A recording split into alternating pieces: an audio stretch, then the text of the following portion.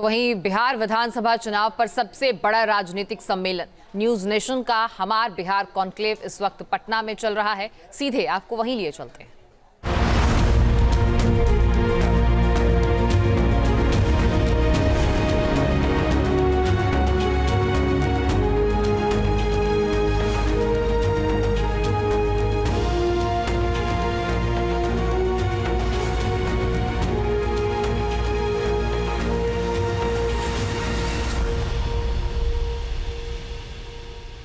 समझी ने यह स्वीकार नहीं की है। राज्यों को बंटवारा के लिए केंद्र में केंद्रांश जो होता है सेंट्रल टैक्स, उसमें फाइनेंस कमीशन का कंस्टिट्यूशन में प्रोविजन है। फाइनेंस कमीशन राज्यों की जो स्थिति है, जिसमें पहला उसका सिद्धांत है क्षेत्रीय असंतुलन को दूर करना है, राज्य के अंदर की जो गरीबी है, बेकारी है, उसको दूर करनी है। तो 11वीं वित्त आयोग से बिहार में पैरामीटर बदल गया उसका। केवल बिहार के लिए नहीं बदला ना, वो पूरे देश के लिए बदला, सारे देश के लिए बदला। तो ये तो मैं कह रहा हूं, हाँ। पैरामीटर बदल गया, लेकिन बिहार के लिए अलग पैरामीटर बना। उस समय में लालू यादव जिस समय में थे मुख्यमंत्री, उस समय में खजाना खाली रहता था, पैसा नहीं था, क्योंकि भारत सरकार की स्वयं कुवत नहीं थी कि वो पैसा किसी राज्य को दे सके।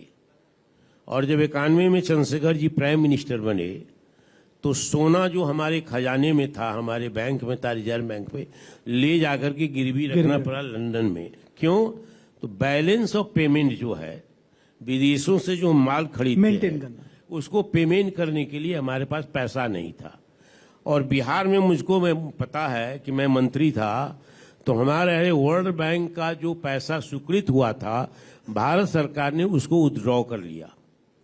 और हम स्वयं जाकर के जब मंत्री से मनमोहन सिंह से मिले कि आपने ये पैसा हमारा क्यों विथड्रॉ कर लिया, तो हंसते हुए कहा कि बैलेंस ऑफ पेमेंट के मामले में हमारी स्थिति कमजोर है, हम अभी आपकी कोई मदद नहीं कर सकते हैं। तो वैसी स्थिति में लालू जी मुख्यमंत्री थे जब खजाना में धेला नहीं था। नीतीश कुमार उस समय 2005 में मुख्यमंत्री हुई, जब 11वें वित्त आयोग से 10वें वित्त आयोग के शेषांश और प्रारंभ में 11वें वित्त आयोग से इनको सेंट्रल टैक्सेस में ज्यादा हिस्सेदारी सभी राज्यों के मुकाबले मिलती रही।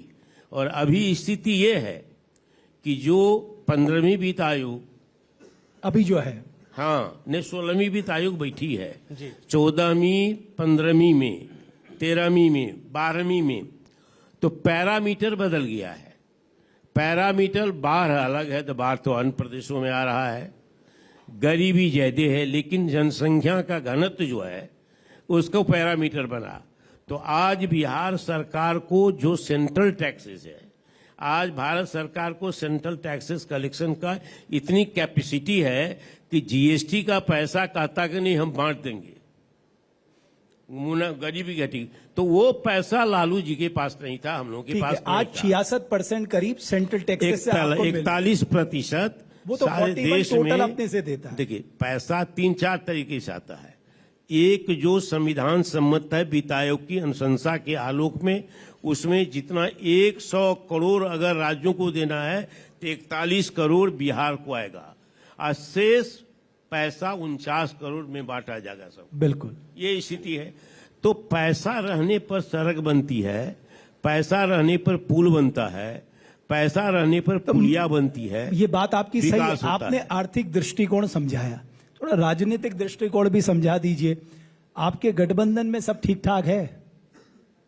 हम तो मीटिंग करके अभी आए हैं गठबंधन। क्या निकला मीटिंग में? कुछ सीट शेयरिंग का निष्कर्ष निकल गया? कल है हमारा मीटिंग का जो फिर है, तो आप लोग को बुलाया जाएगा, हो सकता है 4 बजे। अभी माले आए थे, दीपांकर भट्टाचार्य जी, हम लोग ठीक कह रहे 40 सीट से कम में नहीं मानेंगे। अभी वीआईपी वाले आए थे, बोले 60 से कम में नहीं मानेंगे।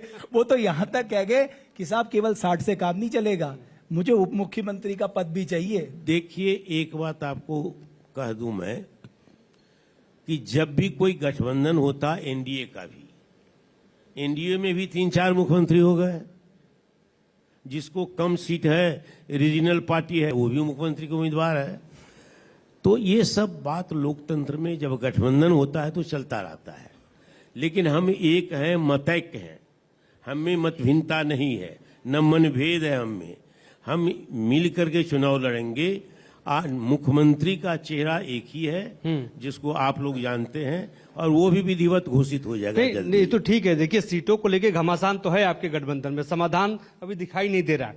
लेकिन आप लोगों ने वोट अधिकार यात्रा निकाली। राहुल गांधी ड्राइविंग सीट पे थे, आगे थे खुली जीप में। तेजस्वी यादव, दीपांकर भट्टाचार्य, मुकेश सहनी पीछे वाली सीट पे उनके साथ चल रहे थे। तेजस्वी यादव लगातार कह रहे थे कि 2029 में हम राहुल गांधी को प्रधानमंत्री बनाएंगे, बिहार में ज्यादा सीटें जीतेंगे। लेकिन कांग्रेस ने अभी तक ये नहीं कहा कि तेजस्वी यादव अगर हम जीतेंगे तो तेजस्वी यादव ही मुख्यमंत्री बनेंगे। नहीं, समय पर सारी बातें होती है। सीट पर जो रथ यात्रा निकली, उस पर सीट पर जो कोई प्रियंका जी 1 दिन के लिए 2 दिन के लिए आई थी। उसी के चलते उनके चीफ मिनिस्टर स्टालिन वो भी आए थे, दूसरे लोग भी आए थे। तो आपसी तालमेल से आगे में 2 ही आदमी रह सकते थे, जैसे धक्का मुक्की में 3 आदमी। तो उसमें एडजस्ट नहीं ना, वो कोई मुद्दा नहीं है। वो मुद्दा है प्रॉब्लम नहीं है, मुख्यमंत्री का मुद्दा है। बिल्कुल सही कहा आपने। मुख्यमंत्री का कांग्रेस क्यों नहीं कह रही कि तेजस्वी यादव ही चेहरा हमने हो? कहा उसमें हम मतैक्य हैं, हमारे बीच में कोई मतभिन्नता नहीं है।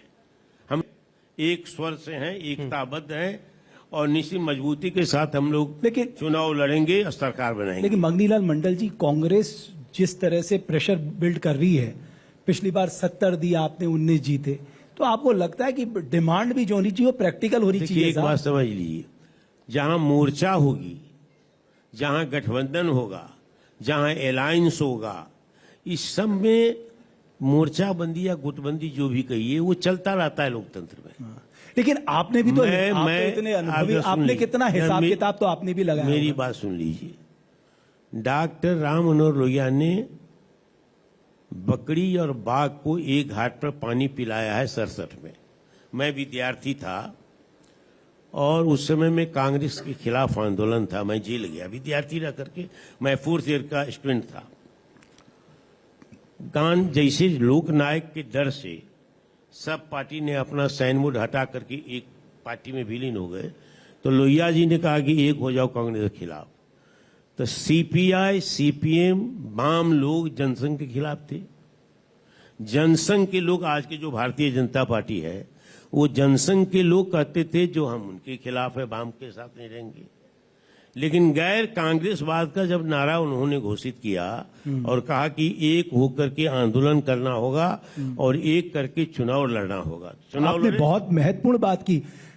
ये एकता ना घर से शुरू होती है। अभी क्या सुनने में आ रहा है, ये आप सच बता सकते हैं, आप तो इतने वरिष्ठ राजनीतिज्ञ हैं, कि घर में बहुत झगड़ा चल रहा है और उससे कहीं ना कहीं मैसेज ये जा रहा है कि जब घर ही नहीं संभल रहा है तो प्रदेश कैसे संभलेगा? घर से लोग पंचायत में जाता है तो घर में बात कर लेता कि क्या क्या बोलना है। तो बेटा कहता है तो ये बोलना है, बेटी कहती ये बोलना है, पत्नी कहती ये बोलना है। लेकिन सर्वसम्मत होकर के वहां जाता है, पंचायत में भी वही सर्वसम्मत होती है। नहीं, वो पंचायत वाली तो उदाहरण दूसरा है।